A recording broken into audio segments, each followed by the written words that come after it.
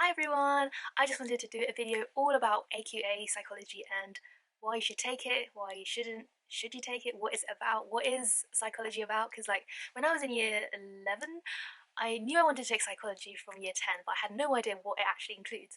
And then I watched videos and it didn't really say exactly what it was about.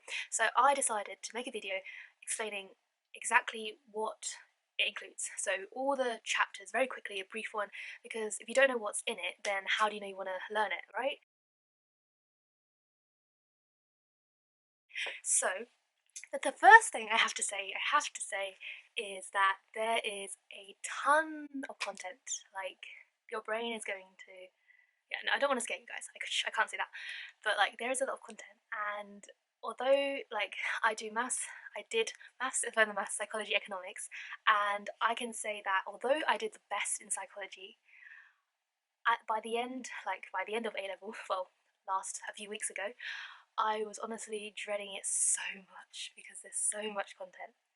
Anyway, let me just quickly run you through everything in the syllabus, so you know the topics and stuff.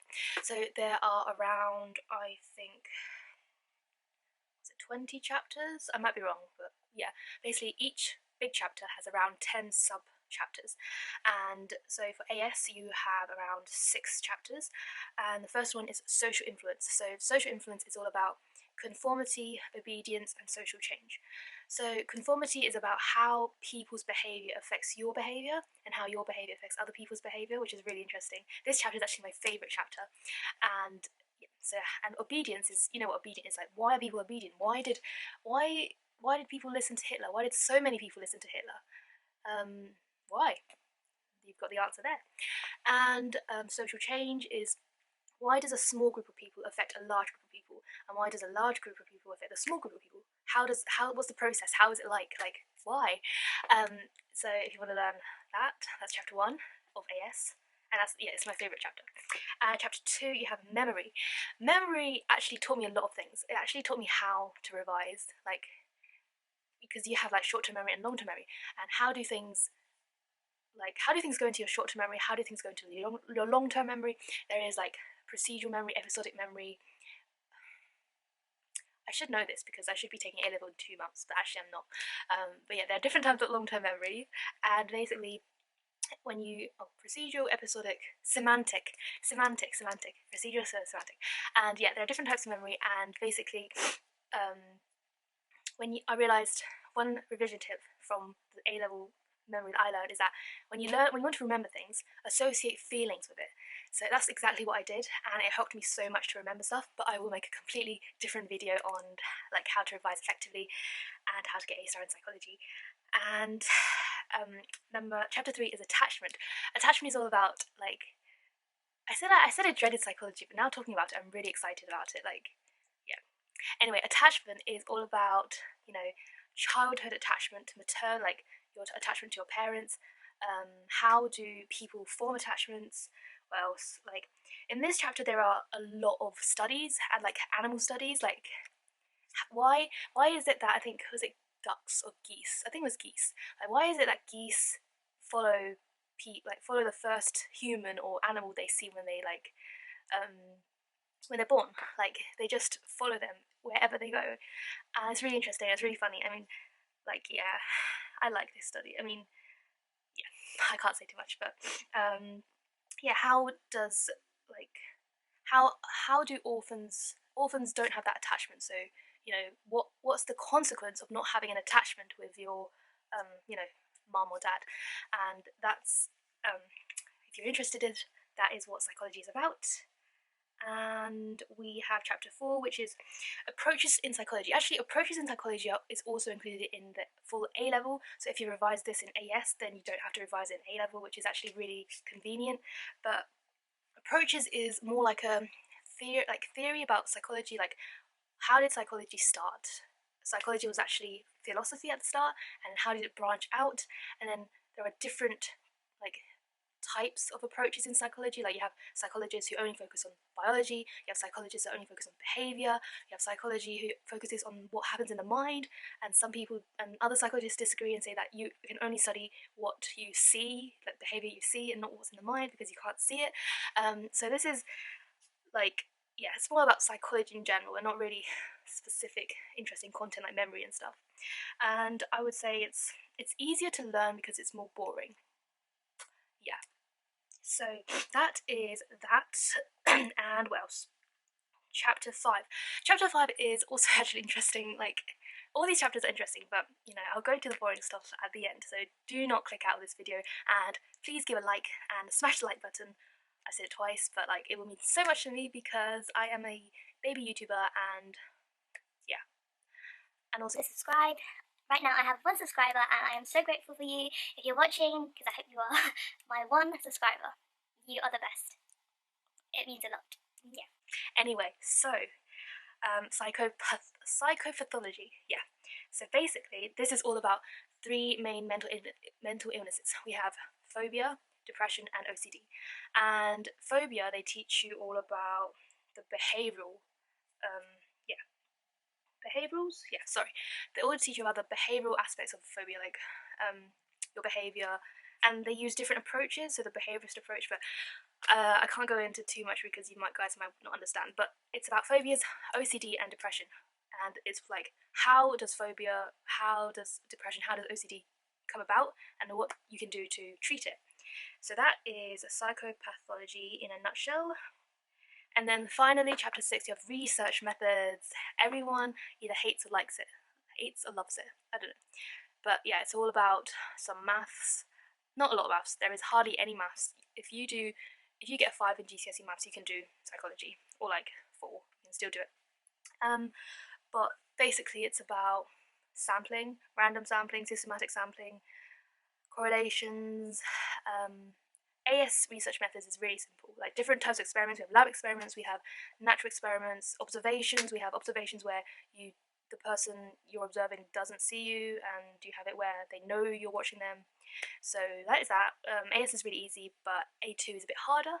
So now we're going to go and talk about A2. Okay, so A2 psychology, you have around, I think, 6 chapters again. Was it 7 chapters? So I'm sorry I said 20 chapters in the beginning, which is wrong. But yeah, I didn't want to scare you guys. Basically, you have options. For A2, you have options, and I think this all depends on your school. So for me, my options were relationship, aggression, and schizophrenia. And I'm just going to read everything to you. So basically, you can choose from relationships, gender, cognition and development, schizophrenia, eating behavior, stress, aggression, and forensic psychology and addiction. So I guess I can only speak from my experience on the 3 that I did. So sorry if your school isn't doing those. But yeah, I kind of wish I did eating behavior, to be honest, because I can relate to it. But anyway, so basically, there are a few chapters that everyone has to do. So chapter 1 is approaches in psychology, which is basically the AS that I was talking about. And then chapter 2, we have biopsychology. Now, biopsychology, if you do biology, I think it will help. I didn't, but I know my friends did. Actually, no. Well, it doesn't help that much, to be honest. Yeah. Basically, it helps with the first 2 subtopics, which is about the nervous system and synaptic transmission and endocrine system. But then you have, basically, biopsychology is all about psychology in the brain. So there's lots of, like, I guess, brain terms like cerebral cortex, hypothalamus, hippocampus, thalamus. There's so many that I can't say. I can't pronounce. Limbic system. And yeah, basically localization. Okay, so we have localization of function, which is where specific parts in the brain are about, like, specific behavior is governed by specific parts of the brain. So for language, talking, understanding language is all in the left hemisphere of the brain. Oh, wait, that's lateralization, but they're the same thing. And I found that very interesting, but I don't like learning about words that I can't pronounce, which were a lot. And the hippocampal gyrus. I'm so proud that I still remember that, and I revised it once. And I have a special technique on how I revise these really weird terms, which you can watch in my How to Revise Psychology video, which I'm gonna link up there. I always wanted to do this. Yeah, if you liked it, subscribe, smash the like button, and I'm gonna keep saying this because I'm new and I don't know how to do this. And then we have plasticity, about how when the brain is damaged, how your brain fixes itself. So because before we said localization, there are specific parts in the brain that govern behavior, and I should be reading, I should know this. Okay, sorry, I just freeze there. So basically, yeah, I freezed, sorry. Okay, sorry, I just had a freeze there. Basically, plasticity is where, before we were saying that your specific areas of the brain govern specific behaviors. However, what happens if that specific part of the brain is damaged? What happens? Well, actually, there is this thing called plasticity where other parts of the brain help the damaged area, help do the work of the damaged area. So if you want to know that, then you have to study psychology. And then there are ways of investigating the brain. So we have different things that you put on the brain to measure behavior. So how psychologists do it, like we have fMRI, EEG, like the different types of scans that you use to study the brain. And then we have circadian rhythms and infradian and ultradian rhythms.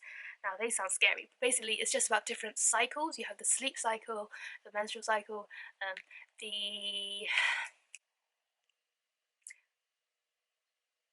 I don't remember. But basically, you have different cycles: the sleep-wake cycle and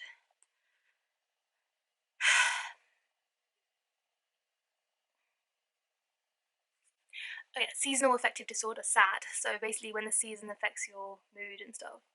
But yeah, I didn't like this chapter, as you may guess, because I am not good at this chapter. And let's just see what else we have. So that is biopsychology. And then chapter 3, we have research methods again.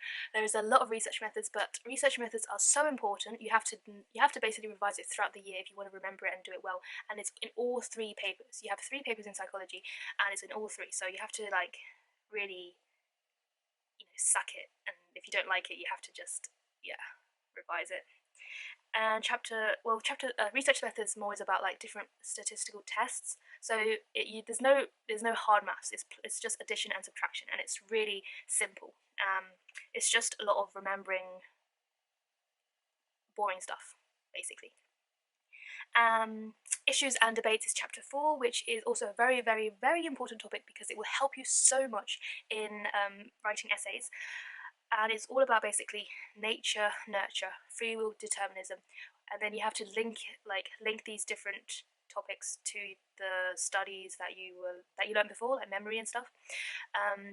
So basically, holism and reductionism, you are studying the person as a whole, or are you breaking them down into biology, cognitive factors and behavioral factors? So that is issues and debates in a nutshell. And then you have relationships. Basically, relationships is what I did. It's an option, and I found this really not really interesting, but just really straightforward. And I like straightforward because it makes it easier to remember. And when you're doing A level, all you care about is remembering stuff and putting it in your brain. So basically, you have factors affecting relationships, and this is self-disclosure, physical appearance, obviously, filter theory. Basically, so self-disclosure is all about, as you know someone, you tell them more about yourselves. So as I gain more subscribers, I will tell them more about who I am as a person instead of hiding it. And basically it's like making friends, right? And then, but for a relationship or a romantic relationship, you tell them more private stuff, like your favorite food, your favorite, well, that's not really private, but secrets. And basically that's the whole subchapter, and it's probably really easy. You already know this stuff, right? And then we have filter theory. So filter theory is where you are more attracted to people of your own, that's similar to you, similar characteristics and stuff. And maybe you judge people where that's physical appearance. So basically, when someone looks good, you think that they're a nice person. Be careful, because they might not be. I hope I am. I think I am. And then you have theories of romantic relationships. So basically it's just different theories about relationships. So you have how relationships form. So this is the social exchange theory. So social exchange theory is basically you see relationships as costs and benefits. So you are investing your energy, your money into a relationship, and you expect to get stuff out of it. If you don't get as much out of it as you want to, then you are going to end the relationship. Simple, that's the whole subchapter explained. Equity theory. So equity theory is a theory that is opposing social exchange theory, and basically people care about fairness. So if you're disabled, you wouldn't expect your partner to go and run a marathon with you because they love you, that stuff. I realize that the video is getting really long, but like you really should watch the whole video, because if you are serious about A level, and you really should make the right choices, and you really should watch this. Russell's investment model. So the investment model is all about it's kind of it's similar. Yeah, it's kind of similar. I won't go into it. Duck's model is all about relationship breakdown. How does a relationship break down? How does it end? Yeah, interesting as well. And then virtual relationships in social media. So how do you so how do you form relationships online?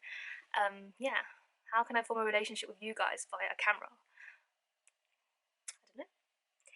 Parasocial relationships. So parasocial relationship is all about a one-sided relationship. So a relationship with a celebrity, K-pop. I haven't watched it for ages. Anyway, so yeah, K-pop, like drama, like why are you so obsessed with Taylor Swift, Shawn Mendes? Yeah, why? And like, you don't get anything out of it. They're not investing anything, but you're investing a lot in them, aren't you? So why do they happen? And so yeah, I like relationship actually. I like it. And so then you have gender, but I didn't do gender, so I won't talk about it. And you have cognitive development, I won't talk about it. And then schizophrenia. Schizophrenia is basically, it's a mental illness where you don't really have control. You have like delusions and illusions, something like that. Basically, you see things, you hear things, you believe in things, and yeah. So that's basically what schizophrenia is. If you want to, I watched The Beautiful Mind because I want to do psychology, and also I want to do economics, but I also like psychology. And The Beautiful Mind is a movie where it's about a mathematician, but he contributed a lot to economics, but he also has schizophrenia, so it's interesting. I like that film, so give it a watch. Yeah, schizophrenia is interesting. It's all about the biological reasons for schizophrenia, biological treatments, drug therapy, psychological reasons, and then the mix of the two. And then you have eating behavior, which is about like anorexia, bulimia, binge eating disorder. And then stress is about stress, I guess. I didn't do that one. And then aggression is what I did. And I mean, I'm never aggressive, to be honest. So it's interesting to like understand why people are aggressive. And it's all about like neural factors, genetic factors, specific hormones, dopamine, testosterone, the limbic system. I was revising this last week before I knew that my exams were cancelled. Memories. The frustration aggression hypothesis. So when people are frustrated, it will lead to aggression. It will always lead to aggression. And obviously that's wrong, but it's a theory that you have to remember. And then social learning theory. So people learn to be aggressive from people around them. De-individuation. So when you're in a crowd, because you're in a crowd, you feel like your aggressive behavior won't be seen and you won't take as much responsibility. So it's okay to be aggressive. The effects of computer games, violent computer games, easy. Disinhibition, cognitive priming. So I have forgotten about that because it was really hard. Oh yeah, yeah. It's basically using like social learning theory and neural factors. Right, so that was all of the content, and I just said it in 20 minutes. I haven't even started talking about basically what the structure is like. So you have 3 papers, A1, A2, A3, and and then basically there are 2 main things you need to remember, which is A1 and A3. So basically you understand the concepts of everything I just said, and then you have to evaluate it. Basically that's the whole A level psychology. And I will talk about how to revise it and more about the strategies, the exam in a different video because it's way too long. But if you made it to the end of the video, you are amazing, and I really, really, really appreciate it because I kind of use a lot of time to edit this. Thing. Please like again and subscribe. Like and subscribe. This is my, I don't know, second, third video, proper video. But yeah, if you're thinking about taking A-level psychology and you have any more questions, feel free to leave a comment. And if you want help revising, you can always find me via Instagram and DM me, and I will be happy to help. Or you can join my Patreon page where I kind of prioritize you guys and give you specific help and group tutoring if you want it. So if there is anything anything in the world that I can help you guys with, just tell me and I will try my best to do it. So have a good rest of your day. Oh, I decided that by the end of each video, I am going to share a quote because I love quotes, and yes, I am going to share a quote. The quote of the day is, would you believe in what you believe if you were the only one who believed in it? Would you believe in what you believe if you were the only one who believed in it? I need some time to digest this quote, but hope you liked it and see you next time.